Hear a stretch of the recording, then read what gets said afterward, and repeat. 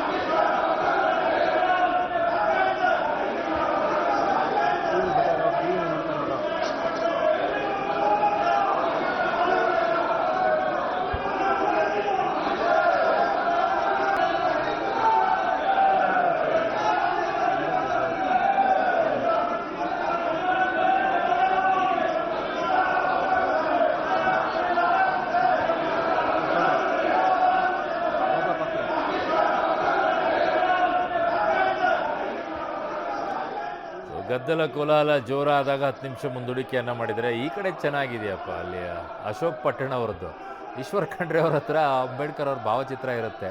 ಅದನ್ನು ಬರ್ತಾರೆ, ಬಂದು ಸ್ಲೋ ಆಗಿ ನಿಂತ್ಕೊಂಡ್ಬಿಟ್ಟು ಅಲ್ಲೆಲ್ಲ ಕ್ಯಾಮ್ರಾ ಇದೆ ಅಂತ ಹೇಳ್ಬಿಟ್ಟು ಒಂಚೂರು CM ಹತ್ರ ಕೊಡಿ ಅಂತೇಳಿ ಆ ಫೋಟೋ ಇಸ್ಕೊಂಬಿಟ್ಟು ಮುಖ್ಯಮಂತ್ರಿಗಳಿಗೆ ಕೊಡ್ತಾರೆ. ಮತ್ತೆ ವಾಪಸ್ ಇಸ್ಕೊಂಡು ಅದನ್ನು ಅವ್ರು ಹಿಡ್ಕೊಳ್ತಾರೆ, ಈಶ್ವರ್ ಖಂಡ್ರೆ ಕೊಡೋದಿಲ್ಲ. ಥರ ಹೆಂಗಾಗ್ಬಿಟ್ಟಿದ್ದೀರಾ ಅಂತಂದರೆ, ಬೇಕಾದಾಗ ಅಂಬೇಡ್ಕರ್ ಅವರು, ಬೇಡಾದಾಗ ಬೇಡ ಅನ್ನೋ ರೀತಿಯಲ್ಲಿ. ಏನರಪ್ಪ ನಿಮ್ಮ ರಾಜಕೀಯಗಳು.